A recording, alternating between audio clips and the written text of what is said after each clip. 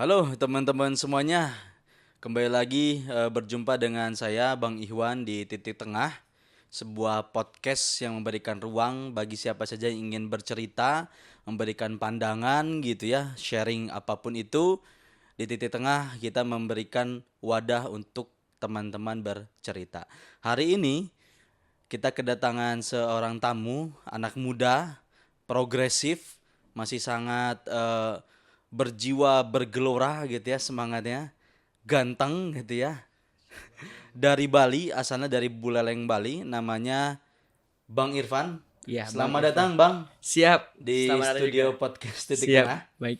Hari ini kita akan coba mengulik pengalaman beliau selama menuntut ilmu di pesantren. Kayaknya keren nih, kayaknya seru ya kalau kita bahas bagaimana kehidupan mondok karena seringkali mondok itu apa ya konotasinya katanya untuk anak-anak yang nakal gitu ya katanya ya.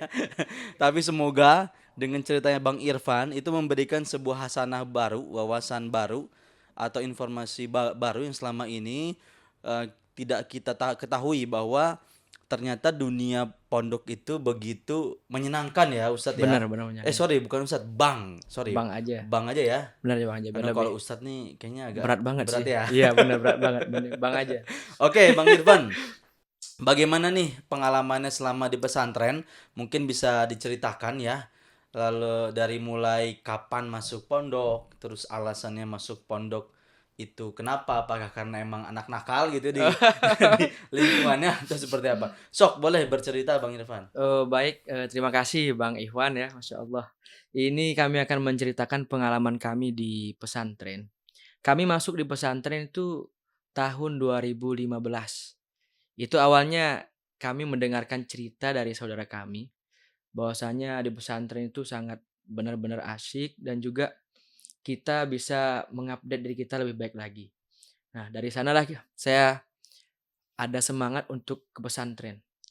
Tahun 2015 saya ke sana, sampai di pesantren saya masih beradaptasi dengan suasana pesantren.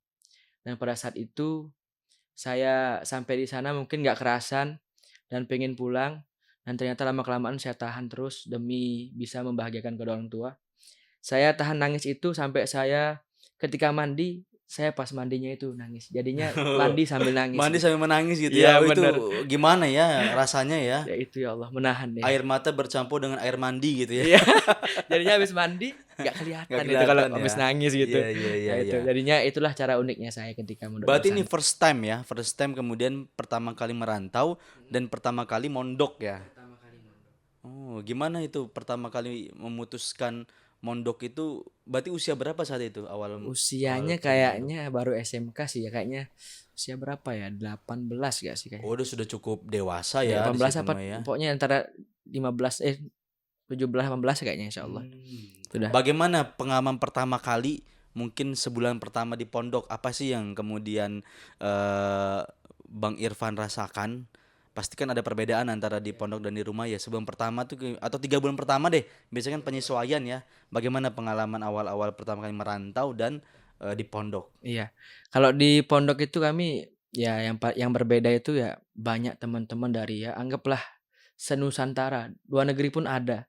Jadi kami ya di sana adaptasi, tahu karakternya teman-teman masing-masing, berkenalan dan belajar sosial gimana sih kita berbicara sama teman-teman gitu.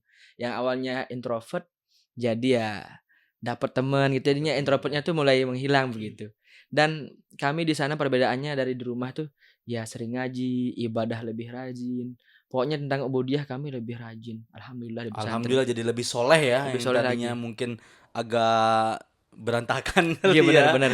Tapi di pesantren hidup kita lebih tertata gitu ya, Alhamdulillah. ketemu ustadz gitu ya. Bener. Di situ laki-laki semua tuh ada perempuan. Ada sih perempuan di sana, pesantren saya itu termasuk pesantren terbesar keberapa gitu di Jawa Timur. Oh, cukup besar ya. Dan santrinya itu putra-putri 25.000 santri. Wow, luar biasa teman-teman, 25.000 santri. Tapi itu berbeda. Kalau yang putra di asrama sini, putri masih agak ke sana agak jauh. Oh, Jadinya kita masih nggak jauh bisa ya. ketemu Jadi gitu. nggak bisa tengok-tengok Nggak gitu ya, bisa. nggak bisa milih-milih ini kayaknya jodoh saya nanti kalau udah lulus nih saya Tapi cari-cari dalam gitu ya. doa sih ada. Ya, semoga aja gitu. selalu menyebut namanya dalam doa dan dalam sujud-sujud kita Masya setiap Allah. malamnya ya. Benar sekali Luar Bang Iwan. biasa ini ya, memang pengalaman nyantri itu luar biasa. Ada hal unik nggak sih yang Bang Irfan bisa share ke kami nih sebagai anak-anak yang nggak pernah mengecap dunia pesantren, Iya benar. yang itu mungkin jadi inspirasi bagi kami nanti ketika udah berkeluarga punya anak kita akan masukkan ke pesantren. Oh benar-benar. Ya, hal uniknya ini yang bikin saya kadang semangat di pondok itu saat banyak sih. Salah satunya ialah saya pernah melihat kejadian ketika teman saya dibangunkan. Dia dibangunkan, dia bangun, tapi dia mengantri wudhu sambil tidur berdiri. Itu kok bisa? Saya bingung. Dan ada ceritanya, kita kan nggak boleh megang HP di sana HP kan. ya. Jadi musik kita itu ya udah suara jangkrik, suara kodok. Oh, Nah, sangat kita syahdu ya, syahdu alam banget banget ya ya. kayak ya wis gini banget pesantren ya. Pengen juga rasanya pengen HP tapi ya demi orang tua semangat. Dan juga kadang kita pokoknya kalau di pesantren itu uniknya pasti ngantri. Mau kamar mandi ngantri, mau belanja ngantri, semuanya ngantri.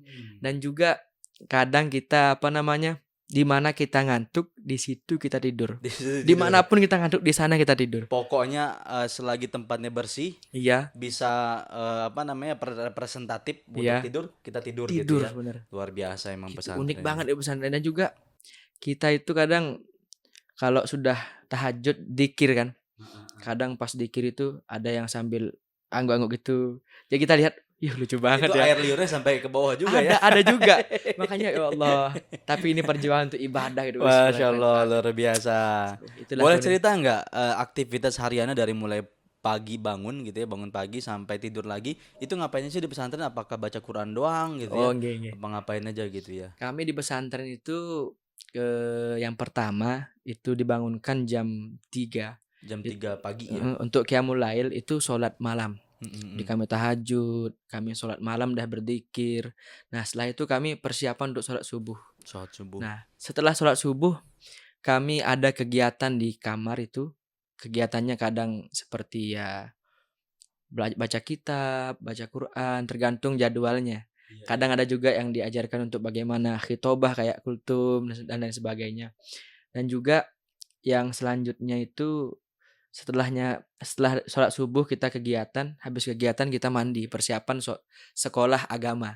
Itu kalau di pesantren mandi itu bareng-bareng gitu atau Nah, kalau saya lihat di film ini ya, Negeri Lima Menara gitu ya. ya, Tahu Negeri Lima Menara, ya, Ahmad Fuadi? Itu kan satu kamar mandi cuma disekat-sekat, tapi ya. baknya itu bareng-bareng gitu ya. Oh iya benar. Kayak gitu nggak? Itu namanya kamar mandi besar. Kamar mandi besar Jadi ya? boknya besar banget dan kita mandi di sana Itu bareng-bareng. bisa sambil ngobrol juga ya kayaknya. Iya bro, pokoknya seru banget. Kita pakai celana pendek itu dah mandi dah set gitu. Iya, Wis, wah. iya.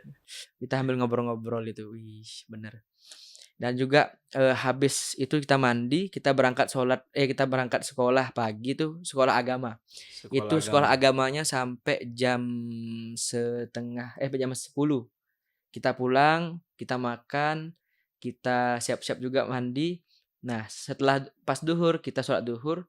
Setelah sholat duhur kita kegiatan lagi. Biasanya kegiatannya membaca Al-Quran, kitab dan lain-lain. Oke, siap. Masya Dan juga Allah.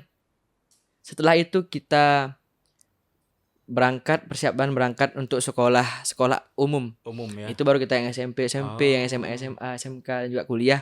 Itu siangnya. Nah, Oke, siap. Berarti kurang lebih selama di pesantren itu 1 hari full itu isinya hal-hal positif ya, menuntut ilmu, beribadah gitu ya.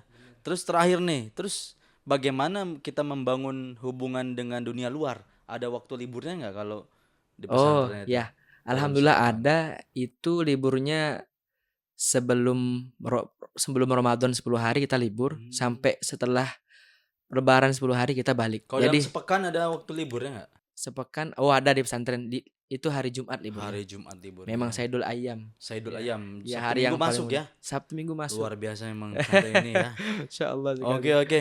Boleh ngasih pesan dan kesan Ustadz untuk pemirsa kami, bagi barangkali ada di sini ada orang tua mungkin yang masih maju mundur nih memasukkan anaknya ke pesantren, atau mungkin anak-anak muda yang kemudian ingin hijrah dan ingin berdiam diri di pesantren beberapa lama untuk kemudian keluar dengan suasana yang baru, dengan dunia yang baru, dengan semangat yang baru. Boleh nggak ngasih pesan dan kesan biar orang-orang pemirsa kami ini mau masuk pesantren, Ustadz?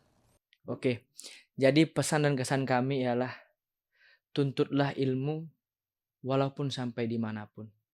Karena man dalla ala khairin falahu mislu ajrin fa'ili. Barang siapa yang mengajak dalam kebaikan, maka dia sama pahalanya seperti yang orang itu. Masya Allah, Maka luar kita biasa. agar memiliki anak yang baik yang memberikan pahala dan jariah untuk orang tuanya, ayolah kita mondok di pesantren. Masya Allah, luar biasa. Ya, perbincangan singkat kita ini walaupun singkat, semoga bisa memberikan sebuah Amin. wawasan baru bagi Amin. para pemirsa kami di titik tengah. Dan cerita Bang Irfan ini langsung ya Ustadz, langsung Nggih, mengalaminya ya. nggih. Berapa lama yang di pesantren Ustadz? 10 tahun jalan. 10 tahun, Masya Allah, lama banget itu ya. 2 periode pemilihan presiden. 10 tahun. Oke teman-teman, mungkin bincang-bincang kita cukup sampai di sini dulu. Next kita akan kembali berbincang tentang banyak hal gitu ya. Terima kasih Bang Irfan sudah mau hadir Baik. di studio kami, studio titik tengah. Itu saja perbincangan kami hari ini, teman-teman. Semua orang punya cerita, semua peristiwa punya dua sisi. Mari kita bicarakan semua di titik tengah. Assalamualaikum warahmatullahi wabarakatuh.